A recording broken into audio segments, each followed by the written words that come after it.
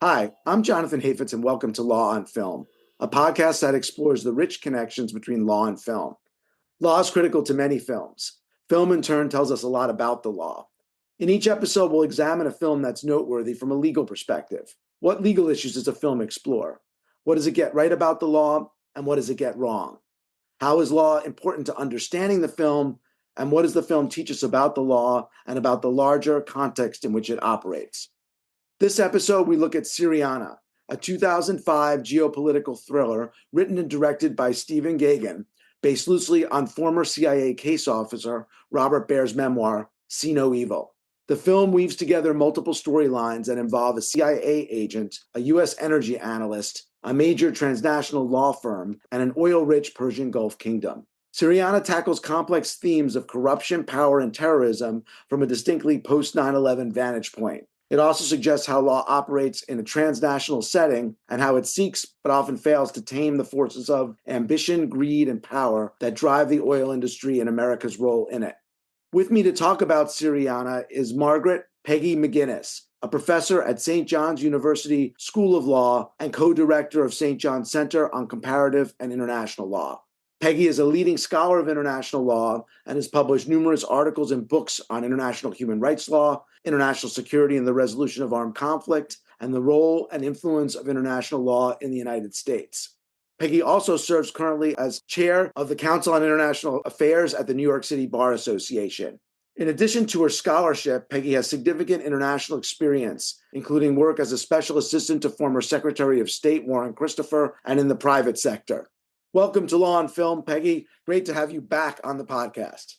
Thanks, Jonathan. I'm so happy to be back. It was so fun talking about my favorite movie about civil litigation, Michael Clayton, and now we get to talk about my favorite globalization movie. I guess one of the common themes, there are many others, I think, but one of the common themes is George Clooney. That's right. That's right. George Clooney, maybe we can think about at the height of his sort of, I'm making serious films on serious topics while I'm also making, Ocean's 11. But at the height of his acting career, but also he was doing Good Night and Good Luck around this time and really just digging into a lot of themes about U.S. power in different ways. And he gained some weight for the movie, for Syriana. So kind of doing the Robert De Niro Raging Bull commitment to Yeah. acting, right? So that's what I read. This is not the glamorous George Clooney. This is the hard scrabble aging CIA operative George Clooney. So let's put the film in context. What was it trying to do? What was going on at the time? What's happening? Yeah, I mean, you mentioned that it was loosely based on Robert Baer's memoir, which I have to admit I haven't read, but I am familiar from my time at the State Department about how the Central Intelligence Agency operates overseas and what it does in the context of protecting American power and countering what the United States sees as its strategic competitors and enemies. And this is the depiction here is someone who's deep into Middle East politics of the era of the turn of the 20th century. So Iran as the sort of looming large enemy of the United States in every respect by the year 2000, and allies with the Arab monarchies in the Gulf. And of course, we can talk about Beirut, and it's always sort of the its role as sort of, the Switzerland / Paris / playground of all of these different powers in the Middle East. But he speaks Arabic, he speaks Farsi, and we learn that right away that he's comfortable in this milieu working with, corrupt Iranian intel officers in one scene and, Arabic speaking assassins who work for Hezbollah in another scene, so that's an interesting sort of setting. But I do think it's important to think about, we're almost 20 years past this film being made, and we're definitely 20 years past 9/11. And I always thought of this film, when I saw it, when it came out at the time, I thought this is the film that best captures what's going on in this post 9/11 world. What is it the U.S. has been, what did we do for the last 60 years leading up to 9/11? Why are we in the Middle East in the first place? And where are we going with all things Middle East? And I thought it did a pretty good job of bringing some complicated strands of globalization, as you say, corruption, terrorism, the power of multinationals, and U.S. geostrategic interests. And I should add, Stephen Gaghan apparently went with Bob Baer, on a sort of tour of various countries before and sort of doing his research for the movie. So I guess he got kind of immersed. And yeah, it seems to come across, as far as I can tell. Obviously, I'm not I have no experience working in the CIA, but seemed, some of it seemed pretty real to me. But that was I thought that was kind of interesting too. Yeah, and we can talk more about sort of what it gets right about the national security bureaucracy. But it has these other strands. So maybe it'd be useful to kind of talk about, it's one of the critiques of the films is that it uses this multi-narrative structure, which for me, I just loved it. But I'm just going to tell you a funny story from around this time. I'd seen the film and I was at a family event. And there was someone who's an actress was at this event, and sort of a mid-level B-list kind of, her name, so I won't mention it. But we were talking about films we liked and TV shows and things like that. And I mentioned, I've just seen this film, Syriana, it's brilliant. And she said, I don't understand what happened in it. Can you explain it? And I thought, this is super interesting, right? Somebody from Hollywood who's like, yeah, I didn't get it. And then I realized, if I had to explain it, it would take a really long time because it kind of it's a smart film, and smart films don't spoon feed you on, what a Gulf monarchy is, or, who Hezbollah is, or, who are the Iranian clerics. And anyway, so there was a lot of things going on there, which if you had no context and you just see the camera saying, we're now in Tehran, now we're in Beirut, now we're in Geneva, and not having any background at all, it would be a pretty confusing narrative. So I understand that critique as sort of like from the general public filmmaker. But for those of us who are steeped in these issues, it comes across as like brilliant and brings it all together in a way that I think is quite helpful to explaining, where we were then. And we can talk about, does it still, I think it holds up. I think there's a lot of things about this film that hold up 20 years later. There's still some things that we keep doing, we, the United States, or we, the West, or we lawyers working for transnational corporations, that keep doing over and over again, that we haven't sort of gotten out of some of these larger, I'll just call them, to be fancy academic here, systemic challenges of the neoliberal, global economic and legal order, right? I mean, this is the stuff we talk about at conferences. And you could literally, I think, you mentioned earlier, maybe thinking about this as an issue spotter for students. You could take out scenes here and talk about human rights. You could talk about migration. You can talk about corruption. You can talk about the role of the oil companies and climate change. There's just so many things going on in this movie that, it is an issue spotter in a way for all the things that are contributing to both the problems in the world, but also in some ways, some of the opportunities for change, right? Is the system so broken that we need this sort of what we're going through now, which is this, populist, sort of uprising around the globe against these forces of neoliberalism, or do we need some other approach? So I think, these are big questions that you and I are not going to solve today, but I think it holds up in that way and sort of asking the important questions.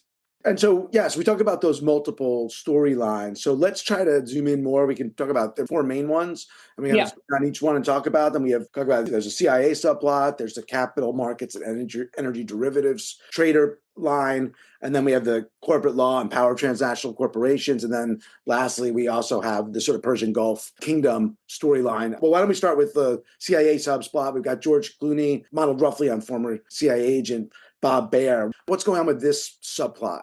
So, I always feel like this, and having rewatched it recently, I think, the George Clooney character is the one that is the most interesting in some ways, because he just seems like an interesting, hey, here's this he can kill people, he can sell missiles, he can speak Farsi and Arabic and party with bad boys in Tehran.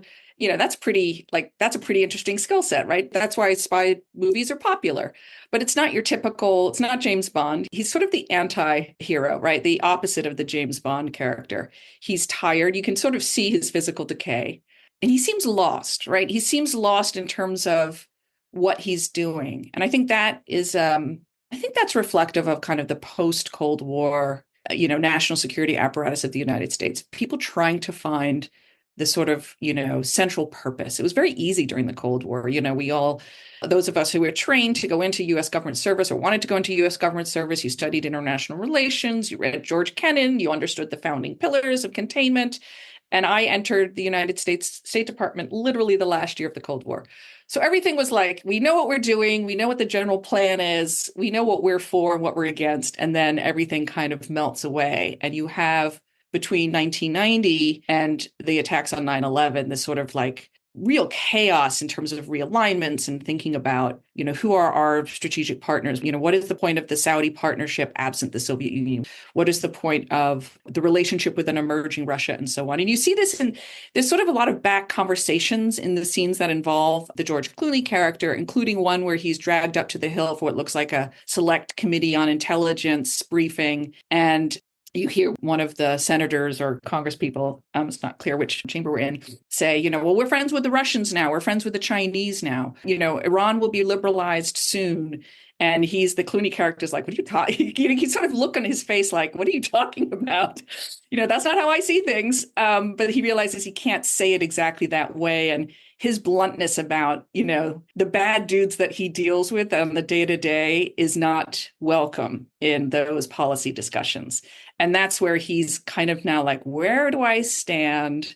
And the plot line is, of course, one of the opening scenes with Bob is he's in Tehran and he's, quote unquote, selling these missiles to some guys. We don't know who they are. We learn later they're Iranian intelligence operatives. And he sells them these two sophisticated missiles, one of which they take, the other of which they sort of slide behind a curtain to these Arabic speaking guys who, and Bob's like, wait, what?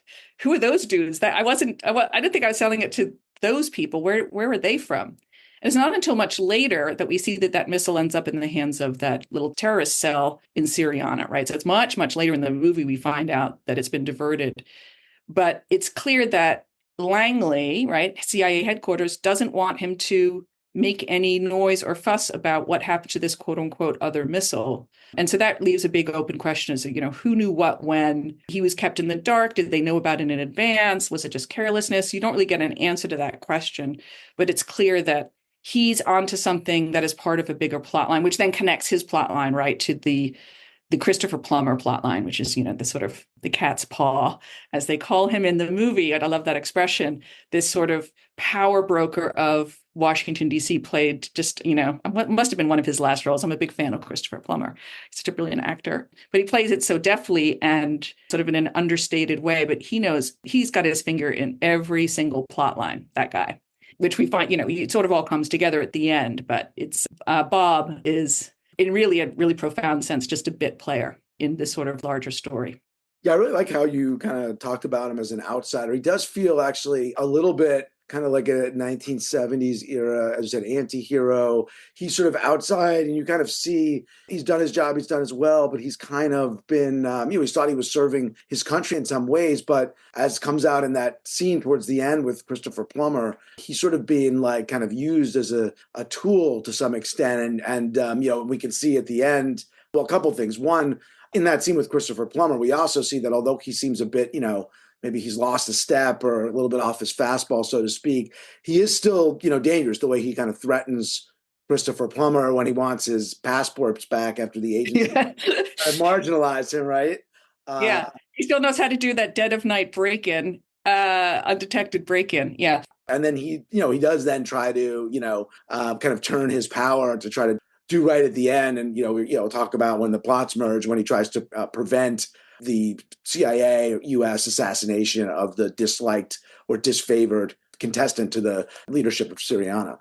The other thing that the depiction of Bob, and there's a scene with, it's the cast of this movie is it's like a deep cut of, 80s and 90s stars. William Hurt showing up in the bar in the suburb across from, like the IKEA in wherever in rural, exurban Virginia, which is, pretty accurate depiction of kind of the middle class lives that most national security U.S. government officials, right? These are people who are working for very relatively small salaries compared to, the Dean Whitings and the managing partners of the law firm, and certainly nothing like the princes of the Gulf. The levels of money are sort of interestingly portrayed here, the sort of uber wealth, and then the mere wealth, and then the sort of global affluent. And then at the bottom of that are these guys who spent 20, 30 years doing incredibly dangerous things on behalf of their government. And the big news is his friend who left the CIA and is now a consultant can afford to renovate his kitchen. George Clooney can't afford to pay private tuition for his kid to finish high school and is encouraging him to apply to the University of Maryland so they get in-state tuition. I just love that scene because it shows he's been worn out. His marriage has been destroyed. His kid thinks he's a congenital liar because he's lived this covert life. And yet he can't even afford now that his kid's getting ready to apply to college to cover the tuition. A lot happened in that scene, set how we in the United States still fail to, I think, balance like the right approach to compensation for people who do these incredibly difficult jobs. And we can talk about in the context of DOJ too, right? How much are the regulated being compensated versus the regulators? And so I think that's also a problem that's laid bare in sort of Jeffrey Wright DOJ discussions that we can talk about.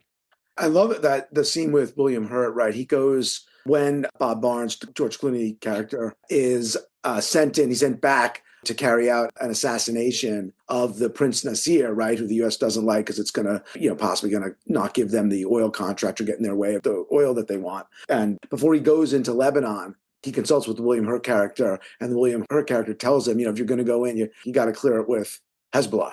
Yeah, I mean, that's sort of ripped from the headlines, although, what's interesting, and so that introduces us to Beirut and its sort of centrality as sort of like the crossroads of all of the various non-state actors in the Middle East, which is still true. Although here we are talking about this after Nasrallah has been killed by the current Israeli onslaught against Hezbollah in Israel, after Hezbollah has been, nonstop launching rockets into Israel.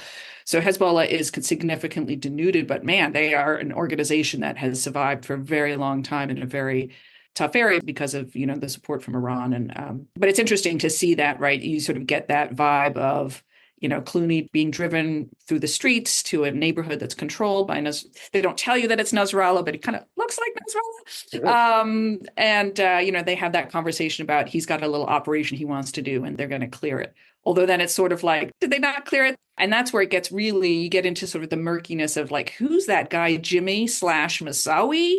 And I think, first of all, Mark Strong is like so good at playing baddies. I don't know. He's just sort of like the king of the bad guys. And he plays this, it's a small but devastating role. And I think the part of the film that if there's a trigger warning, there's a torture scene, right? And it turns out that it's Clooney who suffers in the torture scene. And it's this guy who sounds American, but now he's going by this Muslim name Moussaoui. Is he with, Hezbollah, or is he operating for someone else, but with Hezbollah's permission? It's never clear, right? What are his motives for turning on Bob, who we think he's the subcontractor, right? And then the script gets flipped. And who ordered that? And for what purposes? And that, I think, there's no clear answer to that question. I think Gaghan just leaves that open, but it's just this murky world of like, oh my goodness, people can switch sides at a moment's notice. And everyone's in danger and everyone's disposable.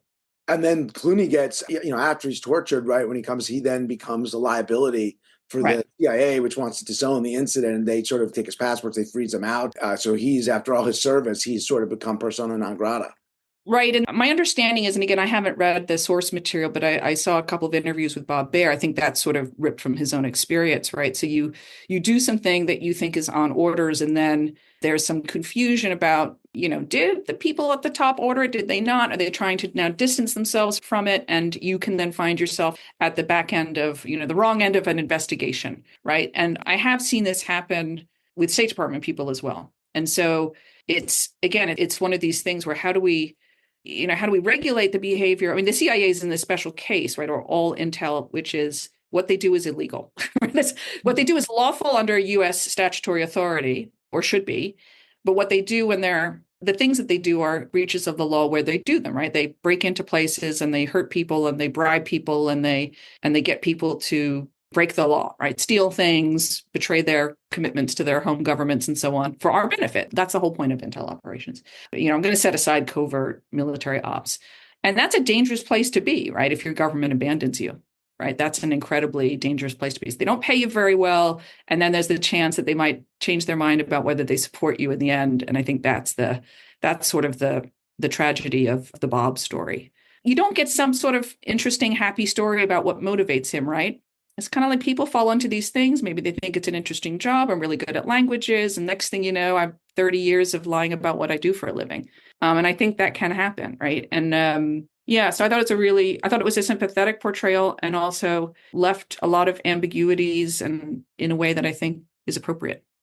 Let's move on to the capital markets and energy derivatives trader plot. This is sort of the one centered around Matt Damon as Brian Woodman. So this is another important plot which intersects in various ways with the Clooney plot and the other lines. What was your take on this storyline? Yeah, I thought it captured like exactly right the vibes of the 90s and early aughts, right? Which and I'm sure, you have friends who, took these jobs in Europe and, they're in consulting or they're in some sort of financial institution and they live in Geneva and it's a big expat town and it's quite lovely and it's also super boring, but it's a very nice place to raise a family and and it's this is sort of easy affluence. What I loved is, there's a sort of economy to the way Gaghan puts the story together, but showing the Matt Damon character doing that talking head thing on, Sky News Business or CNN Business or whatever it is. You travel around the world, you stay at the Hyatt or the Hilton or the Sheraton, and you turn on the TV, and there's at least three different business channels, right? And the only place you know where you are is like what index market, are they telling you what's happening on the Singapore exchange? Are they telling you what's happening in Frankfurt? Are they telling you what's happening in New York? Like that's how you know where you are, right? What is the nearest stock market and what are the sort of local economic conditions that prevail? But that's like such a great sort of encapsulation of that. The global, what would we call them? Sort of the financial markets transnational class. I got my MBA from Penn. I did a couple of years at McKinsey. I went into derivatives trading, with a couple of buddies from college, and then another friend who was at Harvard with them, who lives in Frankfurt, and we put together this firm, and we're super smart, and we're gonna solve the world through financial structures, and we're gonna create market efficiencies, and we're gonna be smarter than everyone else, and we're gonna know how to do it, and we're gonna see the big picture, and we're gonna fix everything for you. So there's that great scene where he does that where Matt Damon does that very quick pitch at the Emir's party in Spain, at the big villa in Spain, where he's given a few minutes to pitch what it is that his firm can do for the kingdom of Syriana. And I think it perfectly encapsulates this sort of era. Our position is that the real worry for you guys is another year of record pricing. There are no more elephant fields, not even in natural gas. As structural alternatives become more fully realized, you'll need new strategies to maximize every penny of your existing resources, particularly in a climate of falling prices. And that's what our firm is prepared to help problem solve with you. Foreseeable and unforeseeable problems you encounter. And in a way, Matt Damon, right, that's where the two important things that happen. One is it's going to lead to the party at the Emir's state or whatever it is, where his young son tragically is electrocuted in the pool. And then second, the opportunity it creates for Matt Damon, who does seem to have some extraordinary, I don't know if it's extraordinary is the right word, but he does seem to have a larger vision about what Nasir, the more progressive prince who's trying to fight for the leadership of the country, could do to improve it and prevent it from continuing to be sort of a vassal state, if you will. Yeah, that's a succession battle story is quite interesting because it does pit. It gives us an opportunity to sort of see what the quote unquote options might be, and it reflects probably some thinking about what was going on in Saudi Arabia at the time with the succession battle that MBS and his many, many, many siblings were involved in at the time. And again, it's sort of there's the torture scene is very hard to watch. I mean, the scene of the child dying is incredibly difficult, but that's the turning point for his character as well, because I do think there's something about, he understands that maybe, in the earlier scene that we just listened to, where it's sort of all corporate speak, he sees this opportunity, even though he understands that he's getting this opportunity because the family is essentially paying blood money, which is a very normal Arab tradition. It's almost like, tort damages, right? We're responsible for the death of your son. We're going to give your derivatives firm $75 million. But there's that scene in the desert where you see, there's a nice depiction there of like how, these sort of traditional societies with monarchies resolve disputes, right? You have someone coming to the prince to discuss a property matter, I think, and he's sort of doing that, resolving that matter, and then he's having the conversation with Matt Damon, and Matt Damon sort of lays out his vision for Syriana, which connects a couple of storylines, right? Because it connects this issue of Prince Nasser has denied the American oil company its concession on this natural gas field, and he's given it to the Chinese company that was, quote unquote, the highest bidder. So this is like the rise of China in the early aughts, right? So China's looming large as a competitor to big oil. right? And big oil is Houston, big oil is America, big oil is, Conex, I guess, is sort of a stand-in for like Exxon. We've been in the Gulf since the 30s, since, FDR wrote all those concession agreements, right? The United States oil business has been in, like, it's basically been, Texas and the Gulf, right? That's sort of the main story. I mean, it was also, we should be clear, it was also Iran, right? Pre-revolution Iran.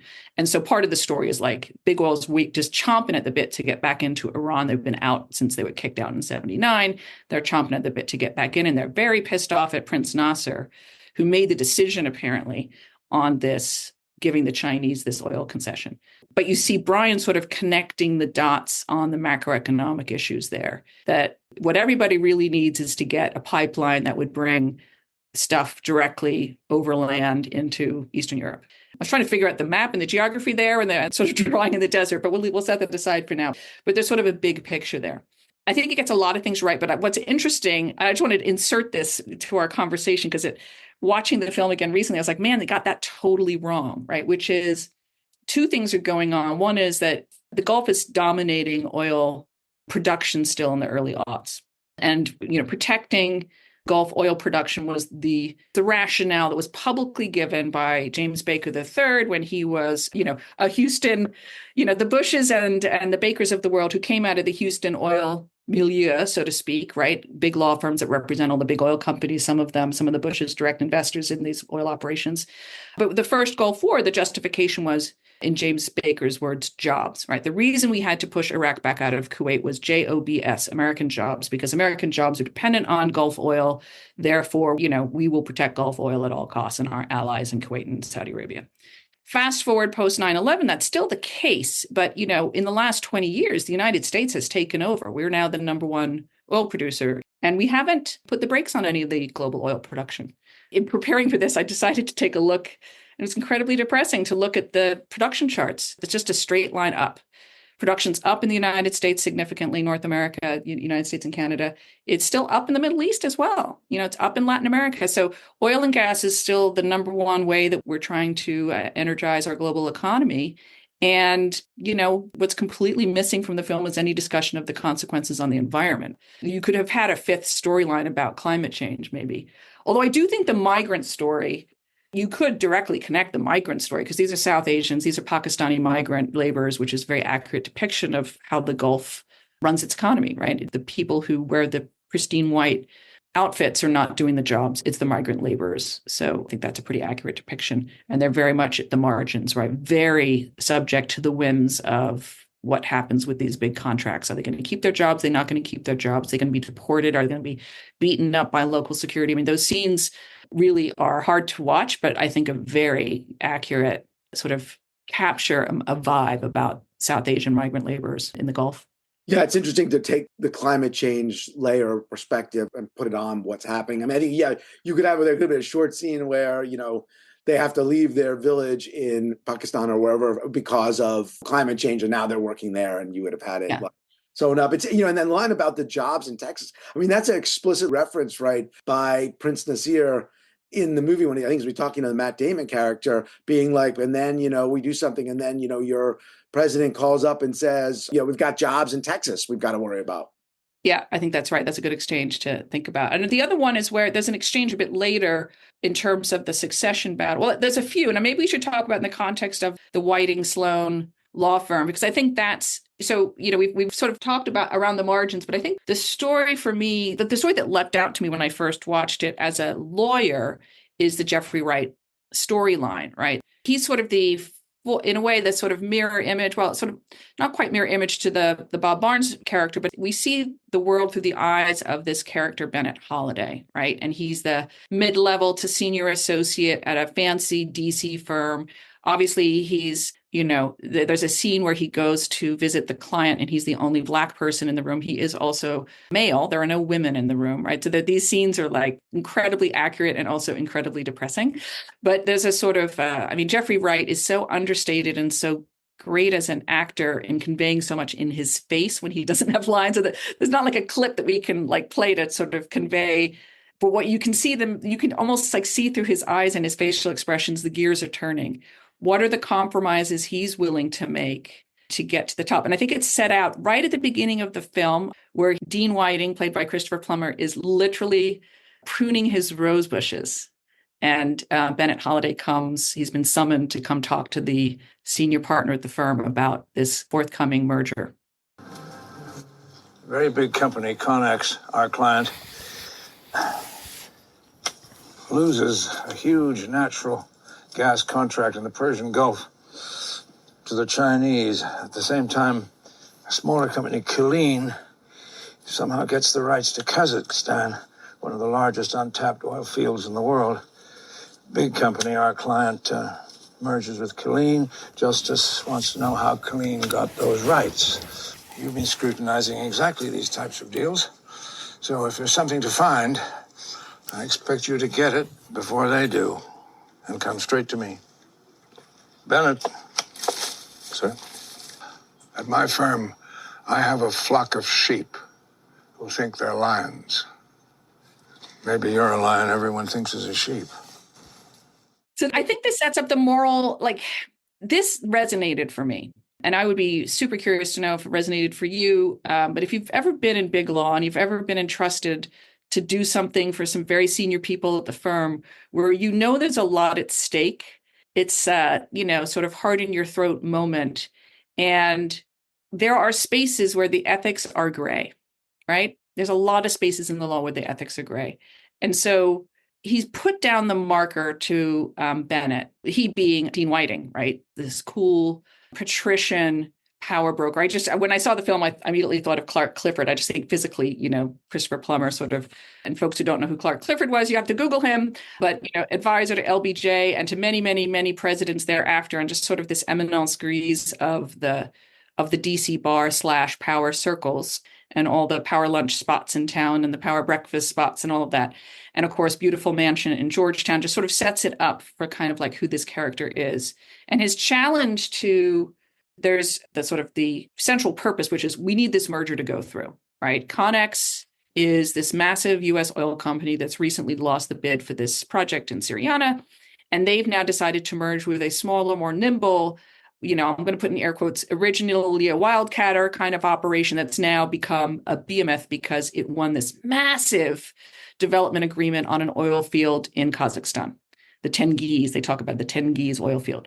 And so now the big player wants to merge with this little player to make the biggest player in the world. So, think when Exxon merged with Mobil, right? You create these behemoths of oil and gas production and distribution around the globe. So the legal question here is, we talked about this in our last podcast, which is how many films depict law practice as it really is in big law. And this is the other aspect of big law, which is due diligence, right? And internal investigations. Like if someone came to you and said, I've got a script idea and it's about a bunch of associates sitting in a big warehouse, going through old documents, trying to figure out if there's any like shenanigans have gone on in the past that might scuttle this big merger deal, you'd be like, yeah, that's not a story there. But that really is what the Jeffrey Wright character has been tasked to do, right? He's the senior associate in charge of this. You can call it due diligence or an internal investigation, depending on whether you think it's litigation oriented to challenges from DOJ or whether it's just compliance, right? Compliance with what the U.S. government does in large mergers, which is you've got to get approval from DOJ. And if there's national security issues involved, there might be CFIUS review, which is the national security review of mergers and acquisitions. And so he's been given this marker, and the challenge that Dean Whiting gives him is, are you a sheep or are you a lion? And what does that mean, right? To a mid-level associate? Are you going to go along with like the easy way out? Or are you going to take the risks and really like go for the big prey? Now, when you first see that scene, you can't predict that the prey that he goes for ends up being his boss, right? So that's spoiler alert, sorry. But that was, I think, when I remember seeing the film for the first time and just kind of gasping, because that's like, oh, you've got, okay. So anyway, we should talk in between about what DOJ was doing, because I do think there's a couple of key scenes. And I have to say, David Clennon is one of my favorite character actors of all time. And I know I did this to you at the last podcast, but I'm going to do it again because he's my favorite movie about human rights diplomacy, which is an area of my scholarship, is the Costa Gravas film Missing. And I don't know if you've done one on Missing, but we can put a marker down and do Missing because I think it's one of the most important films about human rights in the history of film. So, but David Glennon plays a State Department official. Here he's playing a DOJ guy who doesn't even get a last name. It's kind of funny in the movie. He's just Donald over in the DOJ building. He's at Main Justice, but there might also be a U.S. attorney investigating. It's all very sort of like,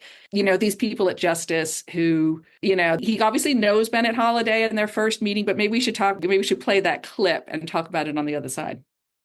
There is no way a company like Killeen pulled off a deal like this without paying somebody off. Why don't you tell me what you have so I can respond? I used to think there was something wrong here. Now I know there's something wrong here. Either you don't find anything because you don't know how to look, or you do, and they carve you out and light you on fire. That's got to be the play here, right? Bennett Holiday. Sidney Hewitt's new boy. How many of those have I seen? 6, 7. They're all gone. He's still Sidney fucking Hewitt. Yeah. So I'd be curious because you've done some litigating as well. And I'm going to be clear here. I never was in the U.S. Attorney's Office. I never was in ADA. I've only once was in the big room with the regulator. And so it reminded me of that. And it happened to be a meeting with the SEC Enforcement Division with a big client. And I was the most junior person in the room. And you sort of see how there's a bit of a delicate dance, right? They want to find out, are you going to really act in good faith? Because all the resources are on your side being the big firm, right? You've got the huge client that has endless deep pockets that can pay millions and millions of dollars to do the work that, frankly, the government can't do. Like, we need you to cooperate and produce the documents that are relevant in order for us to do our jobs. We can't just, willy-nilly convene grand juries and slow down the gears of American capitalism by investigating every merger and acquisition, right? That's not how it works.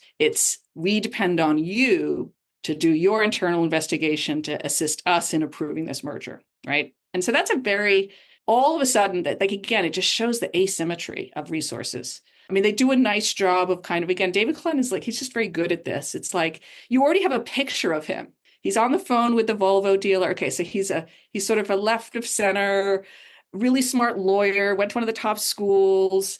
He drives a Volvo. There's a picture of Clinton, who must be the president at the time, in the background. It's sort of like all comes together. And he's probably been at a big firm as a litigator. Now he's got a really senior job at DOJ, and he likes to play that power, but he doesn't really have the power in the room, And so there's that, that line about, now I think there really is something now. He asks, Jeffrey, what do you got? Well, now I think I've got something. But then this leads us to the next conversation, which is a little bit more ominous, right? And a little bit more troubling in terms of the DOJ ethics, which is when he pulls up in his car while Bennett's out for a run. They've already revealed that there's a problem, which is to say the law firm has already talked to DOJ about, hey, we found something. And that thing that they found, and I used to show this clip when I taught international business transactions, because I think it's the only mention in a film that I'm aware of the Foreign Corrupt Practices Act, right? And that is a real thing. And that is a real statute that has real enforcement teeth. And I'm old enough to remember when there were fights about its implementation in the 90s, at a time when the United States, and we should explain to the audience, right? The Foreign Corrupt Practices Act makes it illegal for Americans and American companies to bribe foreign officials. And it's not intuitive that there should be such a statute, because the old view was, well, bribery is illegal here because, we're a democracy and we have the rule of law and all that. But, hey, if you're doing business in other places, it's just kind of, de rigueur. It's what you do. You got to pay off the guys in the customs house. You got to pay off the judges if you want to get your case heard. You got to, pay off the officials in the Ministry of Commerce if you want to get your contracts. And so that's just normal. And then, there was a move in the late 70s to enact sort of more regulations in this space, and FCPA was one of them. But for a long time, the U.S. had it, and France and Germany didn't. It was when I was serving for the State Department in Europe. U.S. companies would complain all the time about the asymmetry, because German companies could not only pay bribes to get contracts for their big companies, but they could, the companies that paid them could deduct it on their taxes. So there's a lot of multilateralism around these issues at, OSCE and other places over time, or I should say OECD. So by the time this film comes along, it's a real thing, and DOJ enforces it and the SEC enforces it. And, Bennett Holiday finds some payoffs that were made in Kazakhstan by the Killeen company. So maybe we could play the clip where he confronts Danny Dalton, right? the Tim Blake Nelson character where he confronts him and Tim Blake Nelson. But let's play this clip because he gives this kind of stirring defense, defense of corruption. Yeah. And I think it's great. Some trust fund prosecutor got off message at Yale, thinks he's going to run this up the flagpole, make a name for himself, maybe get elected some two-bit congressman from nowhere, with the result that China or Russia can suddenly start having at our expense all the advantages we enjoy here. No, I tell you, no, sir. Corruption charges. Corruption? Corruption is government intrusion into market efficiencies in the form of regulation. That's Milton Friedman. He got a goddamn Nobel Prize. We have laws against it precisely so we can get away with it. Corruption is our protection. Corruption keeps us safe and warm. Corruption is why you and I are prancing around in here instead of fighting over scraps of meat out in the street. Corruption is why we win.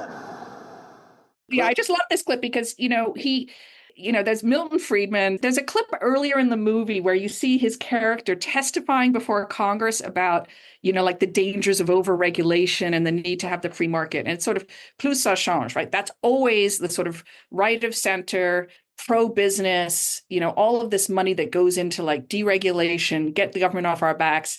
And then he just has this like blatant defense of course, this is what Friedman's talking about. Like, everything, it should all be laissez-faire. You do what you do. The chips fall where they may.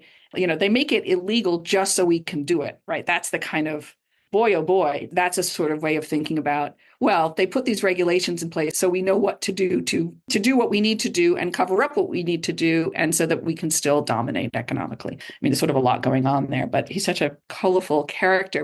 What are your thoughts on this? The negotiation there, and then, when he pulls up in the car in that other scene, it's like he's not enough, right? The Danny Dalton character is not enough.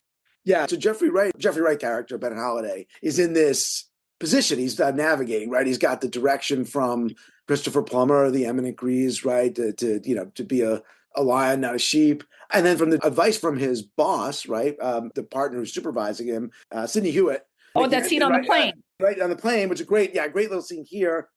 You've just visited what someday soon could be the most profitable corporation in America.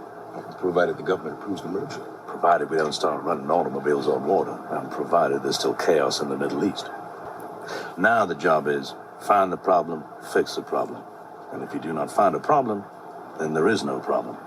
And when the government approves this merger, it's going to buy a lot of houses out in the vineyard. Maybe even yours. So he says, if you don't find a problem, there is no problem. If you find the problem, fix the problem, right? So you've got to clear everything up. You've got the pressure from DOJ because of, as you said, the Foreign Corrupt Practices Act, saying basically, you're going to not let the merger go through and you've got to give something up. And so the second conversation between Donald, the DOJ attorney, and the Jeffrey Wright character, when he says he's going to need more, right? He needs more than Danny Dalton. And then Bennett comes back and says, well, his counter is he's significant. And also this is the best you're going to get. It's going to be scorched earth. this firm has all the resources, but, well, I mean, this is my experience. DOJ also has vast resources. Still has power to subpoena. Yeah. So he said, we need more. And then that's when they come up with the idea. That's what he tells him he needs more. And then he comes We have that barbecue scene with the Chris Cooper character who runs Colleen, because he knows where all the bodies are buried. So the Danny Dalton character had some, improper LLC that paid off somebody's private school tuition in Switzerland. It was significant, but not like big time. And it's clear that the CEO of Colleen is willing to tip Bennett off to bigger fish in that scene. We need another body, Mr. Pope. What if it involves somebody at your firm? Someone way the hell above you. We'd have to have an understanding. Well, if he's as big as you say, and when he goes down, the merger will be approved. Just like that. We're looking for the illusion of due diligence, Mr. Poe. 2 criminal acts successfully prosecuted. It gives us that illusion.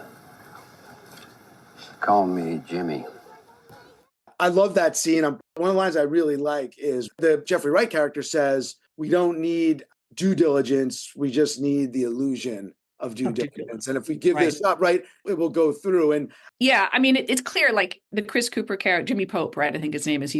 He's also like such a great type because he's up from his bootstraps. He has that, he has a little sort of biographical background in one of the scenes, wildcat, or no one gave me anything. I worked my ass off for 30 years to get where I'm at. But it's clear he got this huge contract in Kazakhstan because of like major, there's going to be major corruption involved there. I mean, it's sort of, you don't have to be that careful a reader of like global politics to understand how terrible the Nazarbayev regime has been. So, it's clear that everybody's tainted, right? Danny's just, left some like obvious paper trail about this Swiss boarding school. And so this is where Bennett becomes the lion, I guess, is in this scene, because he talks to the CEO and not to his boss, Sidney Hewitt, who really is starting to look like a little bit too complacent, fat and happy with his house in Martha's Vineyard and, his squash games and all of that. But this is when he makes the deal and he shows his cards about his ethics, right? And I mean, it's yeah. So I think that's quite interesting. I mean, in some ways, I think the film does a really good job of portraying the absolute contempt that a lot of business people have for regulation.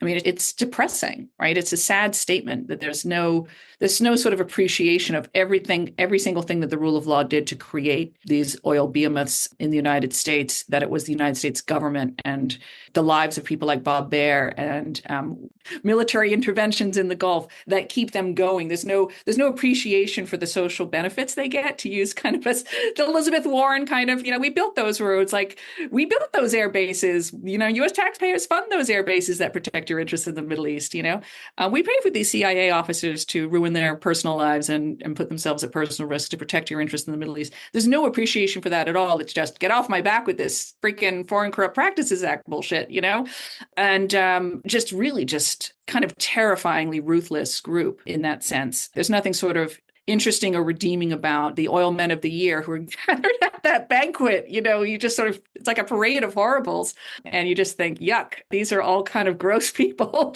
That's at least how I think about it. And I should be careful here. My father was a geophysicist who made most of his living working for big oil and including for Aramco for many years. So, I sort of know, the scientists who are all these lovely people who are scientists who don't go into sort of the C-suite. But yeah, it's the thing that built America. Right? I mean, we wouldn't be the power that we are today were it not for the oil business. What was that? What was the Daniel Day-Lewis film, There Will Be Blood? Yeah. I mean, it's sort of like, it's almost like a bookend. Like, how did it start? When, like, what's that meme, like how it started, how it looks now? Kind of that's a straight line, right? Like, right. Yeah. Ruthlessness in, ruthlessness out kind of a thing.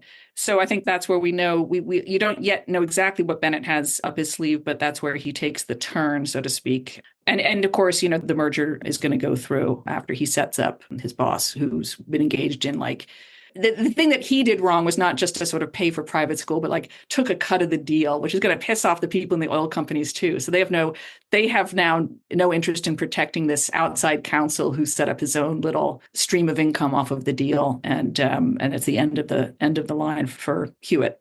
There's a great, also a little connection with the paying for the school, because as you said before, that's exactly what George Clooney, the lifelong servant, U.S. government official, can't do, right? He doesn't have exactly. Yeah. Yeah.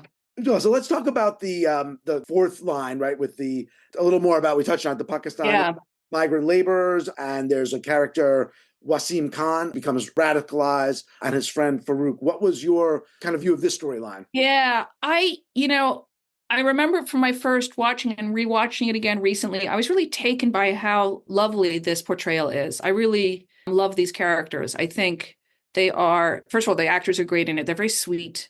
And I think there is a real connection between the kind of radicalization that happened to them and the radicalization that we've been talking about in the United States, about the brosphere and, the sort of radicalization of the extreme right in the United States. And it reminded me also of a fantastic scene in that play, The Ferryman, which is about the IRA. I saw it a few years ago on Broadway. It's a brilliant play about Fermanagh in the 1980s. And the backstory is the disappearance of a bunch of Irishmen who were murdered. And it turns out they were killed by the IRA because they were viewed as double agents of the Brits. And there's a scene in that play, and it's just a bunch of teenagers drinking beer. And, one of them hasn't had much beer yet. And one of the teenagers who's drinking beer is bragging that he's been doing a side job as a lookout person for the IRA and how cool it is. And that's that scene when they're back in their barracks and the guy's talking about going to the religious school, the madrasa. And he says, oh, the madrasa, they've got like lamb kebabs and they've got this and that, and they've got all this cool stuff. And they're like, okay, we'll check it out. And then there's this really sweet scene where they're just being teenagers, kind of like trying to be cool, like climbing up that radio tower and like mocking each other. They play a little soccer here and there and ribbing each other about girls and who's cute and who they'd sleep with. And, they're sort of like trying to figure out their masculinity and their place in the world. And then the imam comes along and it turns out he's a cool guy. Like he plays soccer. And he's like, it's okay to be a virgin. In fact, it's good to be a virgin. They're like, oh, okay, we're cool. Like, that's good. And then they go to the madrasa, right? There's this wonderful scene of the imam at the madrasa who does this critique of the liberal global order. Now, his answer is the Quran, right? He keeps saying, oh, Quran. The answer to it's not a matter of changing politics. It's the Quran. It's not a matter of changing neoliberal trade. There even mentions like trade law. Like it's crazy. Like he's really into like thinking about these issues. The Quran is the answer, right? So all the answers to these things that have led to the misery at this migrant labor camp, where we are subject to the whims of this host government that doesn't give us any visa status, the transnational companies that employ us who give us no job security. The answer is the Quran. Like that's where they find their purpose. But he's giving this speech and there's just this like delicious meal in front of them. Like they've been eating crap back in the trailers at the migrant camp and they go to the madrasa and it's like, oh, this is where the cool kids are. This is where the good food is. This person is explaining my misery in a way that is totally accessible to me and is totally understandable. And then they get shown the missile. And it's like this cool secret thing. Like, I'm going to show you something that's like really, really cool. And that's when your heart sinks. That these boys, they're boys, right? They just want a girlfriend. They just want to like start their lives and have like a chance at like living somewhere. And like, Wasim, I think it's the Wasim character talks, bringing his mom over. He's been separated from his mom. He and his dad are working as migrant laborers. It's just so sad. And it really tugged at my heartstrings a little bit. But it's also, I think, it's universal. There's no distinction really. These acts of radicalization happen in all cultures, all religions, many different points historically. And it's and we're seeing it, this sort of what we call the gender gap today, I think in the United States is a similar kind of development where there's just a crisis of figuring out your role as a young man in the world. And that's what leads them into the terrorist cell. Yeah, it is the kind of the explicit critique of the neoliberal order, right? The pain of living in the modern world will never be solved by a liberal society. Liberal society has failed. Christian theology has failed. The West has failed. And I think for the reasons you said, Wasim is perfectly sort of primed to hear this. He's also, and there's also that scene they show where he's beaten by one of the security guards, right? And so he's sort of... that made me think of the southern border. I mean, there's just that sort of scene where those workers are at their most vulnerable. They're told the Chinese are taking over. Your visas are no longer valid. There's like scores of them standing there with their hard hats. They've been working their butts off, working in these like oil refineries, like doing incredibly dangerous work. And then they're told, like, you're here at the sort of discretion of this royal family that has pretty rough security guards, right? And then they're trying to figure out next jobs and status, and they get pulled out of line and beaten up in a way that was just completely arbitrary. And as that there's no mechanism for them to remedy that abuse. Yeah, and then you have the moving video to the martyr video that Wasim had made after he brings drives the missile into the oil tanker. Yeah. No, and they show that there's a couple of scenes earlier where they get to see other people's martyr videos. And so they sort of get programmed into like, this is you too can have the chance to be this, to have a video and to be able to tell, your family what to do with your body and how you want them to live their lives. And even just maybe that video is the most you'll have this deep central purpose in your life for your family if you do this act. And I think that's a pretty accurate description of the process. But that also brings us to, maybe we want to talk a little bit about the monarchs themselves, because I think, you've got this succession battle, and that's where I think there's sort of a bigger critique here of the United States picking and choosing, right? Picking and choosing who gets to win these succession battles.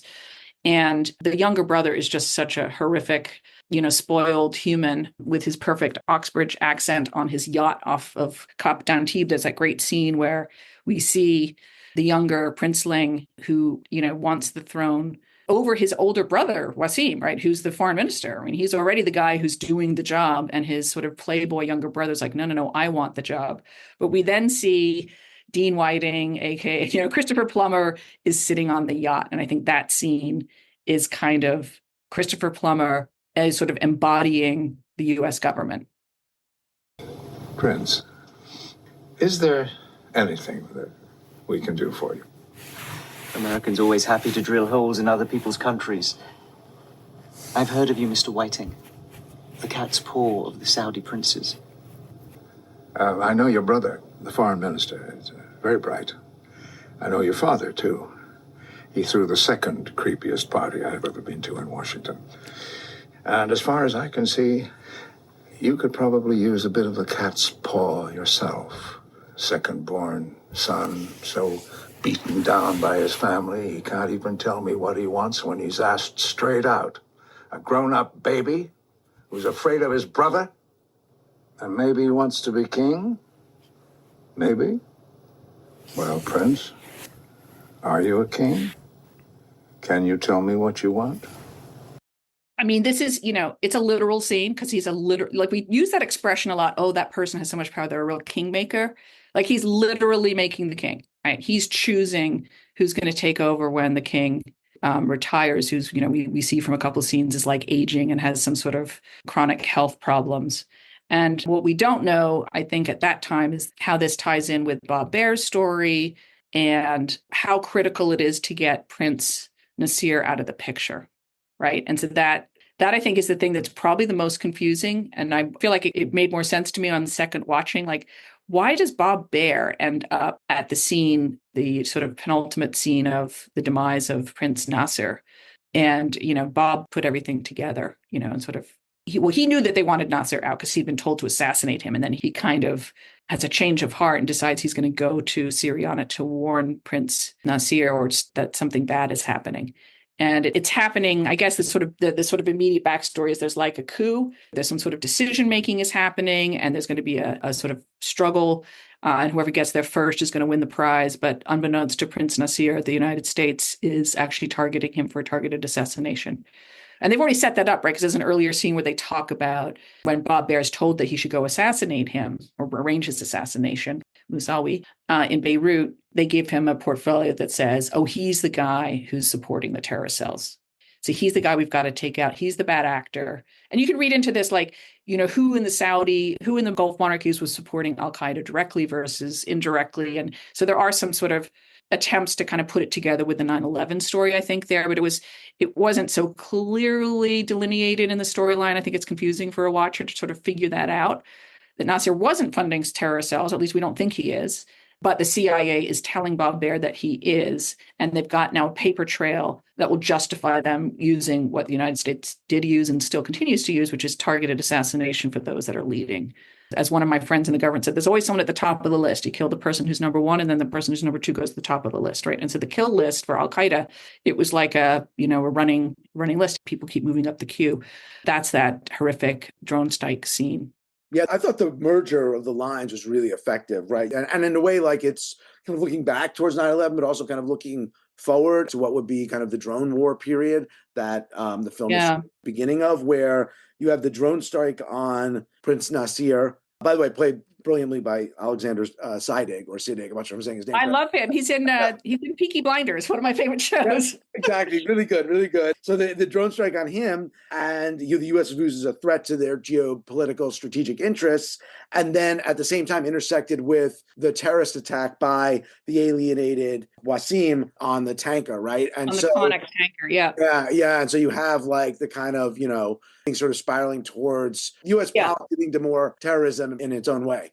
Yeah, and Connex being, it's a multinational corporation, it's a private entity, but it is the United States, for want of any better symbols of the United States, metaphorically. And then, Trump becomes president in 2016, and he appoints the CEO of ExxonMobil to be his Secretary of State, like taking the metaphorical to the literal, which is, I feel like Trump world is always something that you thought was a metaphor is going to become literal. Like, United States foreign policy is run by big oil. I will therefore appoint the CEO of big oil to run U.S. foreign policy, right? Climate change, the world is on fire. The world will literally be on fire. And we're okay with that because it's going to destroy, all the things that we don't value. So yeah, I do feel like there's some things here that are definitely foreshadowing. I think you're right about thinking about the drone strikes as a tool as well, and how the antisepticness of it and how it's just, mid-level bureaucrats who go home and then, shuttle their kids to soccer practice. That scene with the CIA mid-level manager pulling up with the minivan and Bob wants to talk to him about like, why am I being investigated? Why? And it's like, he's just getting his kids out of the car from, trip to the 7-Eleven or whatever, and just normal, suburban life in DC. And that's who runs, the national security agencies, just regular people who got these jobs. I feel like in the new Trump era, Trump's taking it. It's not the head of Connex, not even the head of Colleen. It'll be Danny Dalton, who's exactly. Danny Dalton funds Project 2025, and that's sort of the Danny Dalton character. And we didn't talk about this yet, but that Committee to Liberate Iran. I thought about that in the context of Project 2025 and Heritage, and so there are. It's a great stand-in for all these kinds of groups where you have. And I was listening to NPR this morning where Leonard Leo's talking about the Teneo Project, where the Federalist Society is taking their winning business model for domination of the courts. They're going to take it to all aspects of American society, including movie making. So, stay tuned for season 4 of your podcast. Will be all about right-wing movies that have been funded by Teneo. But yeah, I mean, that was an interesting there's like a scene of them hunting. And I felt like it almost looked like a picture of, Justice Thomas hunting with some of the billionaire funders of these groups. And that has not gotten better. That has gotten only worse, right, in terms of the concentration of wealth going into these projects, which are definite thumbs on the scale for deregulation and global laissez-faire capitalism in its most destructive form, particularly on the issue of climate. So I think there's two big themes, right? Which I was at a conference last week speaking to the issue of human rights and migration, and I got a question from one of the brilliant students in the audience at NYU asking me, do you think, that the United States should do more to address causes of migration? And my answer was, well, the causes are corruption and climate change. Those are the two central causes, right? The inability of governments to fairly produce governmental benefits for their people, and the absolutely devastating environmental effects, particularly, all over the world, but for the hemispheric migration problem in the United States, it's the Southern Cone. And those are the two things that this reaction to neoliberalism, those are the two things that they are least concerned with, right? That they're most enthusiastic about continuing, for big oil to continue business as usual, and for corruption to reflect the Danny Daltons of the world, right? Milton Friedman won a goddamn Nobel Prize for it. The one other thing I'll say that didn't hold up, I was thinking about this. If you were to make a film today, right, I think you'd have the Brian Woodson character would have to be some sort of artificial intelligence guru, maybe from Silicon Valley, could be in Europe, but would be definitely tech, right? And I was sort of curious to see what the top market cap corporations were in 2005, 2006 versus today. So today, the top 10 globally, it's just who's who of tech, right? NVIDIA, Apple, Microsoft, Amazon, Alphabet, Meta, TSMC, and Tesla. That's 7, 8 of the top 10. Saudi Aramco's in the top 10, but that's only because they went public in 2019, so you can measure their market cap. In 2006, ExxonMobil was number 1. GE was number 2. Microsoft was on the list. They were number 3. Citigroup, Bank of America, AIG, so finance groups. So it was oil, finance, and then retail. Walmart, Procter & Gamble, consumer goods, Pfizer, pharma. But it's amazing how much tech. Berkshire Hathaway's in the top 10, but I think only by dint of the fact that he's got a huge chunk of Apple. But it's amazing that today it's tech. And then you see Elon Musk, right there in the transition. And so there's been a shift, right? Trump 1 was, I'm going to put Rex Tillerson in as the Secretary of State. And now it's Trump 2 is tech. I'm putting the richest man in the world in charge of my reform of the government. And it's deeply, deeply troubling. But that would be the next movie Stephen Gaghan should make, right? It's about AI and tech. I don't know how they will do it, but man, it's a lot that needs to be discussed and digested. No, absolutely. And on the storylines, so we talked about the Bob Barnes character, prevent the assassination. We see Prince Nasir is assassinated. Bob Barnes is killed. Wasim, the radicalized youth, is the martyr terrorist act. And then the deal goes through. And then we see, Matt Damon only survives because he had offered to switch cars he was riding in and allow Prince Nasir's wife to ride with him. So he survived, but very shaken up. He goes back home. He had, split with his wife because he wanted to pursue his dreams of being an advisor to Nasir and this new reformist emir. But he kind of goes back home disillusioned. And then Jeffrey Wright, he's now, basically resolved the issue. He's on track to be partner. Yeah, exactly, right. And he goes home and he has this, alcoholic. I think it's supposed to be his dad, but yeah, that's sort of, it's interesting the way that I think the film does a good job of showing people's motivations without being too in your face. And, we sort of have to impose maybe some assumptions on the Jeffrey Wright character, but clearly his troubled relationship with his alcoholic father or uncle, whatever, it's some sort of someone who'd been a caregiver to him. And now he's the caregiver and he's financially responsible. And he's working his way up through big law. And he sees the chance to grab the brass ring and be, Dean Whiting's lion, and he takes it. And we see the Matt Damon character, he's had this deep tragedy, like this incredible tragedy, and his lovely wife and other child are back in the States. And he's now become a victim himself. Like he's now sort of a victim of the system that he thought would work. There's a lot of bodies, like, the body count goes up, right? What I thought about at the end was that line from F. Scott Fitzgerald in The Great Gatsby about, they were careless people. And you just get this sense of the people at the oil man of the year dinner. It's just, I mentioned it earlier, but just like a great way to sort of think about the fact that there's an oil man of the year, right? Okay, so every industry has something like this, right? Even academics do it. But it's like, who are their friends and what is it that they're celebrating? And you then see the new Amir is the younger brother, gets to stand up and wave. And Jeffrey Wright is there, having just basically turned in his boss, Sidney Hewitt, like turned him over to DOJ for full investigation and criminal prosecution with Dean Whiting, right? And so those are the winners, right? Along with the Connex-Killeen merger, and everybody else has had literal losses that they're suffering here, and the world continues to turn. So I think in that sense, Gaghan's not telling us what to conclude about any of this. I think it's an accurate portrayal of the power and the money and the government. I mean, there's a lot that's missing besides tech, right? I mean, we don't hear about diplomats, right? They feel like they're marginalized, maybe accurately, maybe not so accurately. I don't know. The CIA is presented as completely lawless. I'm not sure that's completely accurate. I know many people who've been lawyers in national security field and would say it's not exactly, it makes a better and cleaner storyline to show those mid-level people as kind of like, they're just ordering assassinations willy-nilly, whatever. But I do think it gets at some problems that we still can't figure out. FCPA is still on the books. There's still a huge amount of corruption.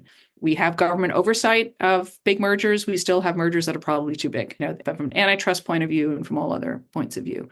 And Iran did not liberalize. And now we're, at best in a proxy war with Iran, if not a more direct war with Iran. And of course, Russia, right, did not turn out the way some people thought it would turn out in the early aughts. And so we've got a whole new set of geostrategic challenges. But it definitely gets some of these vibes. I think the migration story probably holds up the most. That is still one of the central tragedies, I think. And of course, the more we have wars and drone attacks, the more migration is caused. And, so it's a sort of vicious circle right now. Yeah, no, I feel it does. Yeah, besides some things that have changed, it really does hold up. And the vibe, as you said, the cynical vibe and the different threads still feel pretty relevant. And as you said, I think supremely well done. Yeah. I mean, I think I read somewhere that he might have had another storyline that had to be like dropped out. I think it's a challenging watch. You have to sort of pay close attention to the skipping timelines. I mean, they filmed it all over the world. I think in that way, it also captures this vibe of the global era, right? The sort of globalization era that like, oh, I'm in a meeting in Dubai, but I'll see you in Geneva tomorrow. And then I'll be in DC for some meetings. And, it's all pretty seamless for those who have access to it. And then there's the Wasims and the Farouks of the world who are stuck, corrupt, ineffective government at home, not many job prospects, going overseas to find work, being completely exploited and vulnerable. And that's where, sort of, you could do it like a human rights critique of the whole thing and the sort of the absence of concern for the humans at the heart of it. Peggy, I want to thank you so much for coming on the podcast again. It's always great to have you on. And super fun. Yeah. So thanks for coming on. You're welcome. Thank you.